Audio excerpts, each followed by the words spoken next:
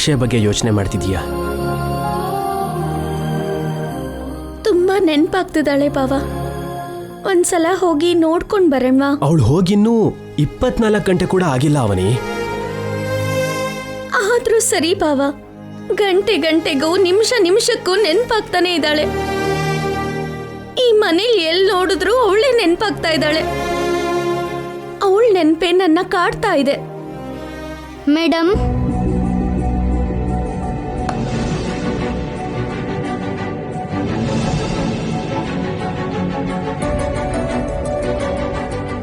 ಬಾವ ನೋಡಿದ್ಯಾ? ಅಕ್ಷಯನ್ನ ನೆನ್ಪು ಮಾಡ್ಕೋತಾ ಇದ್ರೆ ಅವಳೇ ಬಂದ್ಲು. ಅಕ್ಷಯ,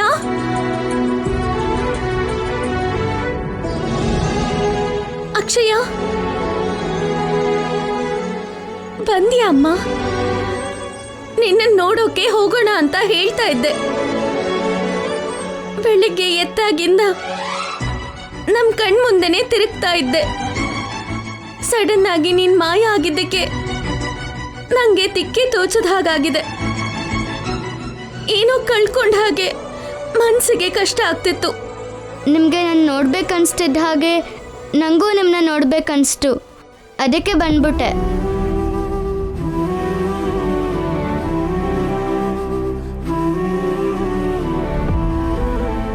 ಒಳ್ಳೆ ಕೆಲಸ ಮಾಡ್ದೆ ನೀನು. ನೀನ್ ಬಂದಿದ್ರಿಂದ ನನ್ ಮನ್ಸು ಹಗುರ ಆಯ್ತು. ನಿನ್ನ ನೋಡಿದ್ಮೇಲೆ ನನ್ ಮನ್ಸಿಗೆ ಸಮಾಧಾನ ಆಯ್ತು.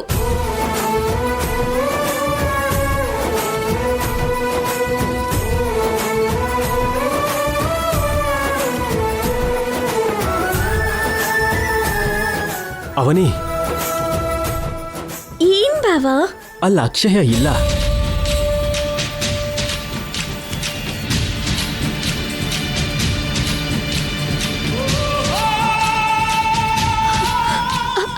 ಅಕ್ಷಯ, ಅಕ್ಷಯ ಎಲ್ಲ ಹೋಗ್ಬಿಟ್ಲು. ಅಕ್ಷಯ್ ಇಲ್ಲಿಗೆ ಬರ್ಲೇ ಇಲ್ಲ ಅವನಿ. ಬಂದ್ಲು ಅನ್ನೋದು ನಿನ್ ಭ್ರಮೆ. ಭ್ರಮೇನಾ? ಹೌದು, ಅಕ್ಷಯ್ ಯೋಚನೆಲೆ ಮುಳುಗ್ ಹೋಗಿದೀಯಾ ಅಲ್ವಾ? ಅದಕ್ಕೆ ಅವಳು ನಿನ್ ಮುಂದಿರೋ ಹಾಗೆ ಅನಿಸ್ತಾ ಇರೋದು. ನಮ್ಮ ಮಗಳಿಲ್ಲ, ಎಲ್ಲಿದ್ದಾಳೋ ಗೊತ್ತಿಲ್ಲ. ಮಗಳ ಹಾಗಿರೋ ಅಕ್ಷಯ ಇಲ್ಲ.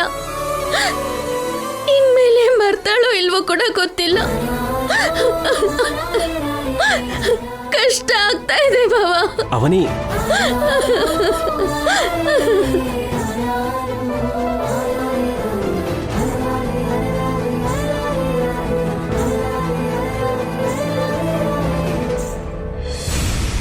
ನಾಳೆ ಬೆಳಗ್ಗೆ ಅಕ್ಷಯ್ ಇದ್ದಲ್ಲಿ ಹೋಗೋಣ.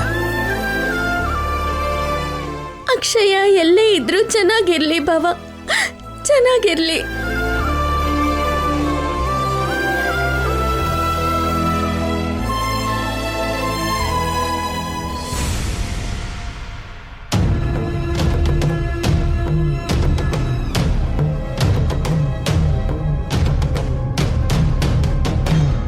ವಿಕಾಸ್, ಏನು ಇನ್ನು ಎಷ್ಟು ದಿನ ಅಂತ ನಾವು ಹೀಗೆ ನಾಟಕ ಮಾಡೋದು? ಡೈಲಿ ಪೇಮೆಂಟ್ ಆಗುತ್ತಲ್ವಾ? ಇಲ್ಲಿ ಕೆಲಸ ಮುಗಿಯೋವರೆಗೂ ನೀನು ಆಕ್ಟರ್ ನಟಿಸ್ಲೇಬೇಕು. ಆಮೇಲೆ ಬೇರೆ ಕೆಲಸ ಹುಡ್ಕೋಬೇಕಲ್ವಾ? ಆರ್ಟಿಸ್ಟ್ ಅಂದಮೇಲೆ ಒಂದು ಪ್ರಾಜೆಕ್ಟ್ ಮುಗಿದ ಮೇಲೆ ಇನ್ನೊಂದು ಪ್ರಾಜೆಕ್ಟ್ ಹುಡ್ಕೊಳ್ಳೇಬೇಕು. It's common. 1-2 ದಿನ ಇರು, ನಿನಗೆ ಡಬಲ್ ಪೇಮೆಂಟ್ ಕೊಡ್ತೀನಿ. ಅಕ್ಷಯನಿಂದ ಎಷ್ಟು ಸಂಪಾದನೆ ಮಾಡ್ತೀಯೋ? ನನ್ನ ಪರ್ಮನೆಂಟ್ ಆಗಿ ನೀನು ವೈಫ್ ಮಾಡ್ಕೋಬಹುದಲ್ವಾ? Hey, don't touch, keep distance. ನಿನ್ ರೇಂಜೇನು ನನ್ನ ರೇಂಜೇನು? ಆಸೆಗೂ ಮಿತಿ ಇರಬೇಕು. ಸುಮ್ಮನೆ ಕನ್ಸು ಕಾಣಬಾರ್ದು. ನಾನು ಡ್ರಿಂಕ್ಸ್ಗೆ ಸೋಡಾ ಮಿಕ್ಸ್ ಮಾಡ್ಕೋತೀನಿ ಹೊರತು ಮೋರಿ ನೀರು ಮಿಕ್ಸ್ ಮಾಡ್ಕೊಳ್ಳಲ್ಲ. ಹಾಗಲ್ಲ ವಿಕಾಸ್. ಏಯ್, ನಿನ್ನ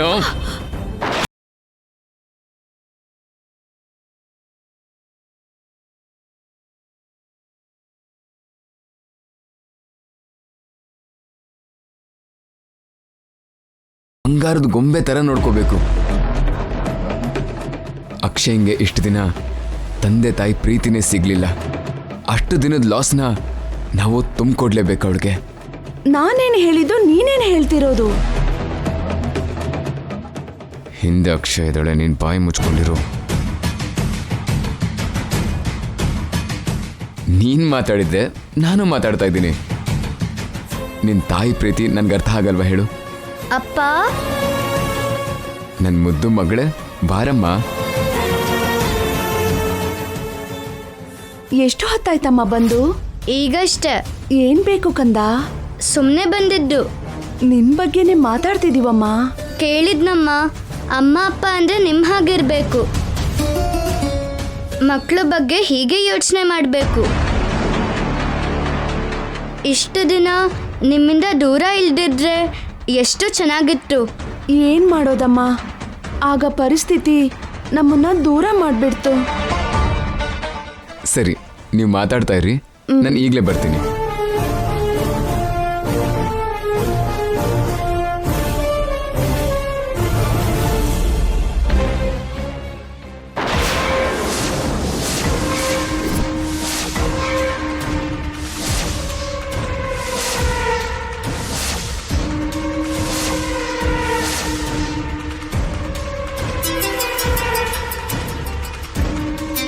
ಗುರುಗಳೇ, ನಿಮಗೆ ಫೋನ್.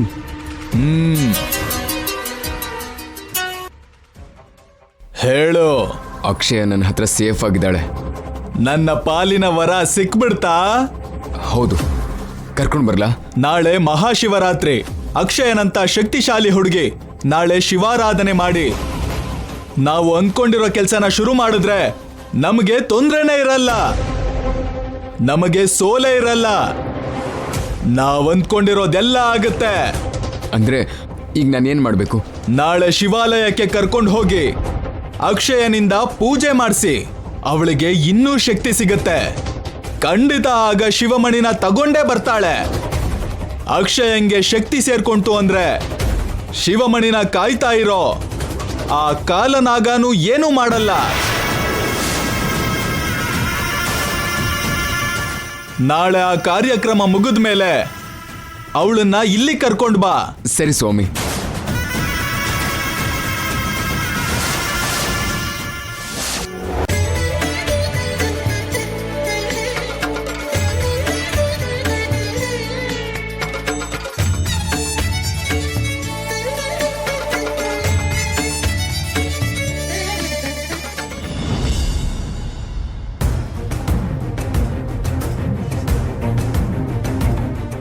ನಾನು ಯಾವ ರೀತಿ ಕಷ್ಟದ ಪೂಜೆಗಾದ್ರೂ ಸಿದ್ಧಾನೆ. ಈ ಮಗು ಬದುಕದೆ ಹೋದ್ರೆ ಜೀವನದಲ್ಲಿ ದೇವಸ್ಥಾನದ ಮುಖನೇ ನೋಡಲ್ಲ.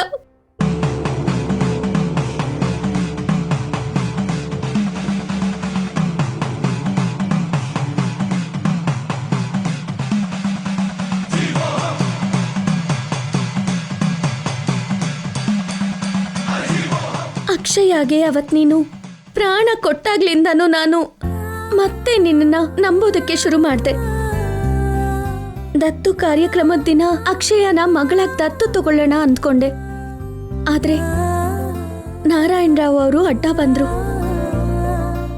ಕೊನೆಗೂ ಅಕ್ಷಯ ತಂದೆ ತಾಯಿ ಹತ್ರ ಸೇರಿದ್ಲು. ಅದೇ ರೀತಿ ನನ್ ಮಗಳು ಕೂಡ ನನ್ನ ಹತ್ರ ಬರೋ ಹಾಗೆ ಮಾಡು ತಾಯಿ. ಸಿದ್ದೇಶ್ವರ ಸ್ವಾಮಿಗಳು ಶಿವರಾತ್ರಿ ದಿನ ನನ್ ಮಗಳು ಯಾರು ಅಂತ ಹೇಳ್ತೀನಿ ಅಂದಿದ್ರು. ಈ ತಾಯಿ ತನ್ನ ಮಗಳ ಬಗ್ಗೆ ತಿಳ್ಕೊಂಡು ಅವಳನ್ನ ಪಡ್ಕೊಳ್ಳೋ ಮಹತ್ ಕಾರ್ಯದಲ್ಲಿ ಯಾವ ತರ ಸಮಸ್ಯೆನೂ ಬರ್ದೇ ಇರೋ ಹಾಗೆ ನೀನೇ ಜೊತೆ ಇರಬೇಕು.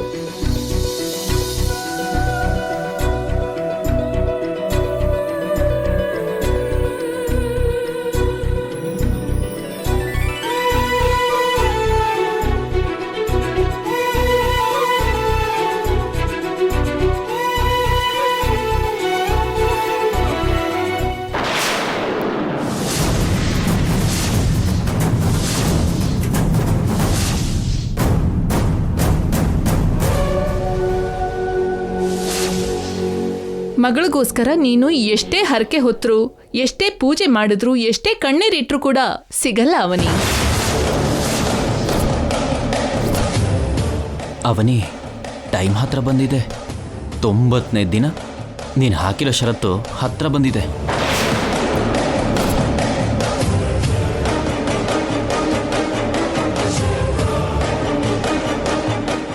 ನಿನ್ ಮೇಲೆ ನಾನು ಪ್ರಯೋಗ ಮಾಡೋದಕ್ಕೆ ಅವತ್ತು ನೀನು ನನ್ನ ಕೈಲಿಟ್ಟಿರುವಂಥ ಅಣುಬಾಂಬ್ ಇದೆ.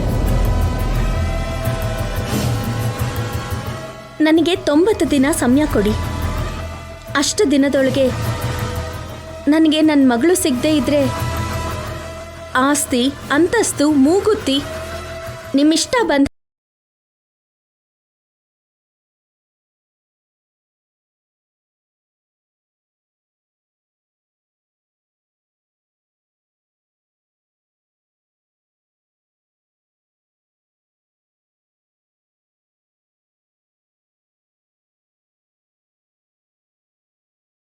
ಆಗಲ್ಲ. ಆ ಯುದ್ಧನ ಶರಣಾಗ್ತೀಯ? ಯುದ್ಧಾನೇ.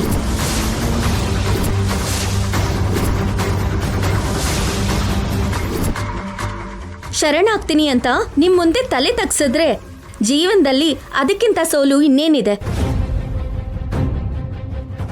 ಒಳ್ಳೇದಾಗತ್ತೆ ಅಂದ್ರೆ ಆಪತ್ತಿನ ಸಮಯಕ್ಕೆ ಯಾರ್ ಮುಂದಾದ್ರೂ ತಲೆ ಬಗ್ಗಿಸಬಹುದು.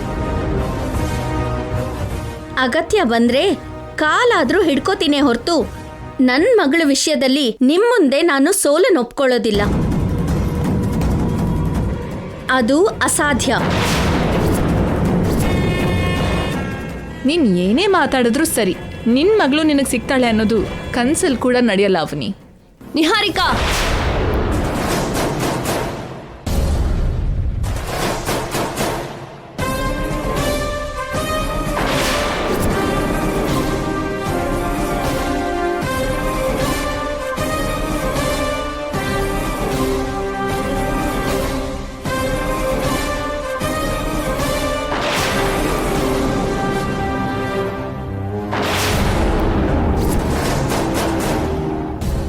ಏನ್ ಮಾತದು?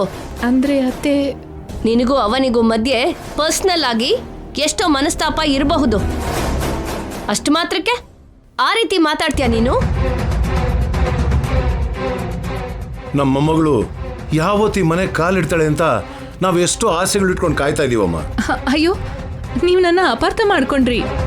ನಾನು ಆ ಥರ ಯಾಕೆ ಹೇಳ್ದೆ ಅಂದ್ರೆ, ಅವನಿ ಮಗಳ ಬಗ್ಗೆ ತುಂಬಾನೇ ಯೋಚನೆ ಮಾಡ್ತಾ ಇರ್ತಾಳಲ್ಲ, ಆ ಥರ ಇರೋದಕ್ಕೆ ಅವನಿ ಆರೋಗ್ಯ ಹಾಳಾಗತ್ತೆ ಅಂತ ಭಯಪಟ್ಟು ಹಾಗಂದೆ ಅಷ್ಟೇ.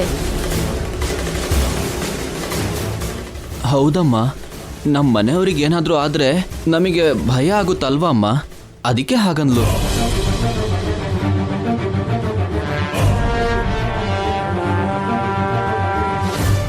ನನ್ ಒಳ್ಳೇದಕ್ಕೆ ಯೋಚನೆ ಮಾಡೋ ಅಂತ ಒಳ್ಳೆ ಬುದ್ಧಿ ಈ ಜನ್ಮಕ್ಕೆ ಬರಲ್ಲ ನಿಂಗೆ. ನನ್ನ ಮಗಳು ನನಗೆ ಯಾವತ್ತೂ ಸಿಗ್ಬಾರ್ದು ಅನ್ನೋದು ನಿಮ್ಮ ಆಸೆ. ಅದು ಎಲ್ರಿಗೂ ಗೊತ್ತು.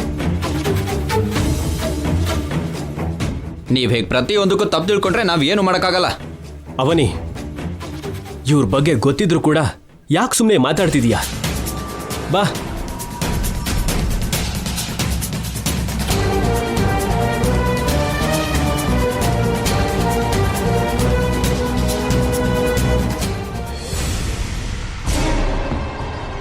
ನಾವು ಯಾವಾಗ ಸಿಕ್ಕರು ನಮ್ಮನ್ನ ಯಾವ ರೀತಿ ಹರ್ಟ್ ಮಾಡೋದು ಅಂತ ಕಾಯೋ ಮನುಷ್ಯರ ಜೊತೆ ನಾವು ಹೆಚ್ಚು ಹೊತ್ತು ಮಾತಾಡಬಾರ್ದು ಅವನಿ. ಯಾವಾಗ್ಲೂ ಒಂದ್ಸಲ ಸಿಗೋರಾದ್ರೆ ನಾವು ಕೂಡ ಸುಮ್ಮನೆ ಇರ್ಬೋದು, ಅವ್ರ ಮುಂದೆ ಹೋಗದೆ ಇರ್ಬೋದು. ಎಲ್ಲರೂ ಒಂದೇ ಕಡೆ ಇದ್ದಾಗ ಯಾವಾಗ್ಲೂ ಎದುರಿಗೆ ಸಿಗೋವಾಗ ಅದು ಹೇಗಾಗತ್ತೆ ಬಾವ? ಅಮ್ಮನ ಮುಂದೆ ಹೇಗೆ ಮಾತಾಡಿದ್ಲು ನೋಡು. ನಮ್ಮ ಮಗಳು ನಮಗೆ ಸಿಗ್ಬಾರ್ದು ಅಂತ ನಮಗಿಂತ ದೊಡ್ಡ ಪೂಜೆ ಮಾಡ್ತಿದ್ದಾರೆ. ಅವರು ನಮ್ಮ ಮಗಳು ಸಿಗ್ಬಾರ್ದು ಅಂತ ಸಾಮಾನ್ಯ ಪೂಜೆ ಮಾಡಿದ್ರು, ಕ್ಷುದ್ರ ಪೂಜೆ ಮಾಡಿದ್ರು. ಇವತ್ತು ನಮ್ಮ ಮಗಳ ಬಗ್ಗೆ ನಮಗ್ ಗೊತ್ತಾಗ್ಬಿಡತ್ತೆ ಬಾವ. ಅವನಿ, ಏನ್ ಹೇಳ್ತಿದೀಯಾ? ಹೌದು ಬಾವ, ನಿನ್ನಿಂದ ಒಂದು ವಿಷಯ ಮುಚ್ಚಿಟ್ಟಿದ್ದೆ. ಈ ಶಿವರಾತ್ರಿ ದಿನ ಹೇಳೋಣ ಅಂದ್ಕೊಂಡಿದ್ದೆ. ಸಂದರ್ಭ ಬಂದಿದ್ದಕ್ಕೆ ಹೇಳ್ತಾ ಇದ್ದೀನಿ. ನಾನು ಮೊನ್ನೆ ಒಂದಿನ ನಮ್ಮ ಸಿದ್ದೇಶ್ವರ ಸ್ವಾಮಿಗಳ ಹತ್ರ ಹೋಗಿದ್ದೆ. ಅವ್ರ ಮುಂದೆ ನನ್ನ ನೋವನ್ನ ಹೇಳ್ಕೊಂಡೆ. ಅವ್ರು ಹೇಳಿದ ಪ್ರಕಾರ ಇವತ್ತೇ ಶಿವರಾತ್ರಿ ಆಗಿರೋದ್ರಿಂದ ಸ್ವಾಮಿಯವರು ದೇವಸ್ಥಾನದಲ್ಲಿ ನಮ್ಮ ಮಗು ಬಗ್ಗೆ ಗೊತ್ತಾಗೋದಕ್ಕೆ ವಿಶೇಷ ಪೂಜೆನ ಮಾಡಿಸಿ ನಮ್ಮ ಮಗು ಬಗ್ಗೆ ಎಲ್ಲ ತಿಳ್ಕೊಂಡು ನಮಗೆಲ್ಲಾನು ಹೇಳ್ತಾರಂತೆ. ಇಷ್ಟು ಒಳ್ಳೆ ವಿಷಯನ ಇಲ್ಲಿವರೆಗೂ ನನಗೆ ಯಾಕೆ ಹೇಳಲಿಲ್ಲ? ಆಗ ನಿಹಾರಿಕಾ ಅಷ್ಟು ಮಾತಾಡ್ತಿದ್ರೆ ಕೇಳಿಸ್ಕೊಂಡು ಯಾಕೆ ಸುಮ್ಮನಿದ್ದೆ? ಈ ವಿಷಯ ಹೇಳಬೇಕಾಗಿತ್ತು, ಚಪ್ಪಲಿಲ್ ಹೊಡೆದಾಗಿರ್ತಿತ್ತು. ಅವನಿ, ಈ ವಿಷಯ ಈಗಲೇ ಅಮ್ಮ ಅಪ್ಪನಿಗೆ ಹೇಳೋಣ ಬಾ, ಅವರು ಖುಷಿ ಪಡ್ಲಿ. ಪಾಪ ನಮ್ಮ ಹಾಗೆ ಅವರು ಕೂಡ ಮೊಮ್ಮಗಳಿಗೋಸ್ಕರ ತುಂಬಾ ಆಸೆಯಿಂದ ಕಾಯ್ತಿದಾರಲ್ವಾ. ಬಾ ಹೋಗೋಣ. ಇರು ಬಾವ, ಏನಾಯ್ತವನಿ? ಈಗ್ಲೇ ಹೇಳ್ಬೇಡ. ಯಾಕೆ? ಅಷ್ಟು ದೊಡ್ಡ ವಿಷಯ ಸಿದ್ದೇಶ್ವರ ಸ್ವಾಮಿಗಳು ಹೇಳಿದ್ರೇನೆ ಚೆನ್ನಾಗಿರತ್ತೆ. ಆ ನಿಜಾನ ಅವ್ರ ಬಾಯಿಂದಾನೇ ಎಲ್ರೂ ಕೇಳಿದ್ರೆ ಬೆಲೆ ಇರತ್ತೆ. ಶಂಕದಿಂದ ಬಂದ್ರಷ್ಟೇ ತೀರ್ಥ ಅನ್ನೋ ಹಾಗೆ ಇಂಥ ವಿಷಯ ಎಲ್ಲ ಅವ್ರಾಗವ್ರೇ ಹೇಳಿದ್ರೇನೆ ಕರೆಕ್ಟ್ ಅನ್ಸತ್ತೆ ಬಾವ. ಅವನಿ, ನನಗಂತೂ ಈ ಕ್ಷಣನೇ ಎಲ್ಲರನ್ನು ಕರೆದು ಹೇಳಬೇಕು ಅನ್ನಿಸ್ತಿದೆ. ನೀನ್ ಹೀಗೆ ಎಕ್ಸೈಟ್ ಆಗ್ತೀಯಾ ಅಂತಾನೆ ನಾನು ಇಲ್ಲಿವರೆಗೂ ನಿನಗೆ ಹೇಳಿಲ್ಲ. ರಾತ್ರಿವರೆಗೂ ಸುಮ್ಮನೆ ಇರು ಬಾವ, ಪ್ಲೀಸ್. ಅವನಿ, ನೀನ್ ಹೀಗ್ ತಡೆದ್ರೆ ನನ್ ಖುಷಿಗಷ್ಟೇ ಅಲ್ಲ, ಅಮ್ಮ ಅಪ್ಪನ ಖುಷಿಗೂ ಕೂಡ ಅಡ್ಡಿ ಮಾಡ್ದಾಗ ಇರುತ್ತೆ. ಆದ್ರೆ ರಾತ್ರಿವರೆಗೂ ಕಾಯೋದು ಒಂದ್ ರೀತಿ ಸರಿನೇ. ಯಾಕೆ ಅಂದ್ರೆ ಈ ವಿಷಯ ಆ ನಿಹಾರಿಕಾ ಕೃಷ್ಣ ಅಣ್ಣಂಗೆ ಮೊದಲೇ ತಿಳಿಬಾರ್ದು. ಋಷಿಗಳು ಯಜ್ಞ ಮಾಡುವಾಗ ರಾಕ್ಷಸರು ಭಂಗ ಮಾಡೋಕೆ ಪ್ರಯತ್ನ ಮಾಡೋ ಹಾಗೆ ಅವರಿಬ್ರು ಸಿದ್ದೇಶ್ವರ ಸ್ವಾಮಿ ಮಾಡೋ ಪೂಜೆನ ಹಾಳು ಮಾಡೋ ಪ್ರಯತ್ನ ಮಾಡ್ಬೋದು. ಹೌದು ಬಾವ, ಆ ಸಮಸ್ಯೆ ಕೂಡ ಇದೆ. ಅದಕ್ಕೆ ರಾತ್ರಿವರೆಗೂ ಸುಮ್ಮನೆ ಇರೋದೇ ಒಳ್ಳೇದು. ನಮ್ಮನ್ನ ತಂದೆ ತಾಯಿ ಮಾಡಿರೋ ಆ ಮಹಾನ್ ಜಾತಕದ ಮಗಳು ಎಲ್ಲಿದಳೋ, ಯಾರೋ ಏನೋ. ನಮ್ ಪಾಪು ಸಿಕ್ಕಿದ್ಮೇಲೆ ಅಪ್ಪ ಅಮ್ಮನ ಹತ್ರ ನೀವು ಕಾಯ್ತಿರೋ ಜಾತಕ ಇರೋ ಸೊಸೆನ ಅವನಿ ರೂಪದಲ್ಲಿ ಕೊಡಕ್ ಆಗದೆ ಇದ್ರು, ಅವನಿನೇ ಹೆತ್ತಿರೋ ನನ್ ಮಗಳು ರೂಪದಲ್ಲಿ ಕೊಡ್ತೀನಿ ಅಂತ ಹೆಮ್ಮೆಯಿಂದ ಹೇಳ್ಕೊತೀನಿ. ಅವನಿ, ಇಂಥ ಶುಭವಾರ್ತೆ ಹೇಳಿದ್ದಕ್ಕೆ ಥ್ಯಾಂಕ್ ಯು ಸೋ ಮಚ್.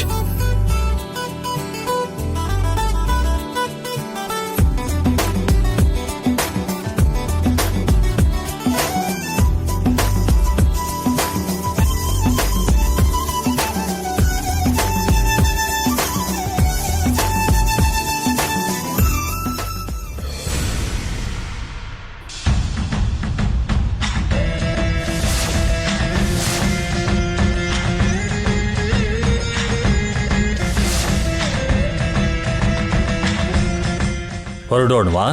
ಸರಿ ಸ್ವಾಮಿ. ಒಂದು ದೊಡ್ಡ ನಿಜ ಗೊತ್ತಾಗೋ ಸಮಯ ಬಂದಿದೆ. ನನ್ನ ಶಕ್ತಿ ಎಲ್ಲ ಧಾರೆ ಎರೆದು ಅವನಿಗೆ ನ್ಯಾಯ ಕೊಡಿಸ್ಬೇಕು.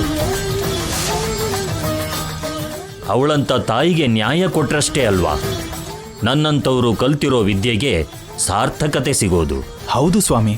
ಅವನಿಗಿರೋ ಏಕೈಕ ಶತ್ರು ಆ ನಿಹಾರಿಕಾ. ಅವನಿ ನೆರಳಾಗಿ ಯಾವಾಗಲೂ ಸುತ್ತಾಡ್ತಾ ಇರ್ತಾಳೆ. ನಿಹಾರಿಕಳಿಂದ ನಾವು ಮಾಡ್ತಿರೋ ಯಾಗಕ್ಕೆ ಏನಾದರೂ ತೊಂದರೆ ಆಗಬಹುದು. ಅದಕ್ಕೆ ಯಾವ ರೀತಿ ಅಡ್ಡಿ ಆಗದಿದ್ದ ಹಾಗೆ ನೋಡ್ಕೊಳ್ಳೋ ಜವಾಬ್ದಾರಿ ನಿಮ್ದು. ಸರಿ ಗುರುಗಳೇ, ಈ ಮಾತನ್ನ ನಾನು ಕೇಳಬಹುದೋ ಇಲ್ವೋ ಗೊತ್ತಿಲ್ಲ. ಹಾಗಂತ ಕೇಳದೆ ಇರೋದಕ್ಕಾಗಲ್ಲ. ಮನಸಾರೆ ಕೇಳು. ಸಮಸ್ಯೆಗೆ ಪರಿಹಾರ ಅಷ್ಟೇ ಅಲ್ಲ, ಸಂದೇಹಕ್ಕೆ ಪರಿಹಾರ ಹೇಳೋ ಜವಾಬ್ದಾರಿಯೂ ನಂದೇ. ನಿರ್ಭಯವಾಗಿ ನೀನು ಕೇಳಪ್ಪ. ನೀವು ಅವನಿಗೆ ಮಾತು ಕೊಟ್ರಲ್ವಾ? ಒಂದು ವೇಳೆ ಅಪ್ಪಿತಪ್ಪಿ ನಿಮ್ಮಿಂದನೂ ಆಗದೆ ಇದ್ರೆ?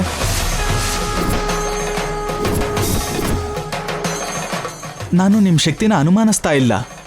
ಒಂದು ವೇಳೆ ಹಾಗಾದ್ರೆ ಏನು ಪರಿಸ್ಥಿತಿ ಅಂತ ಕೇಳ್ತಾ ಇರೋದು. ಅಂತಹ ಪರಿಸ್ಥಿತಿ ಬರಲ್ಲ ಅಂತ ನಾನು ನಂಬ್ತೀನಿ.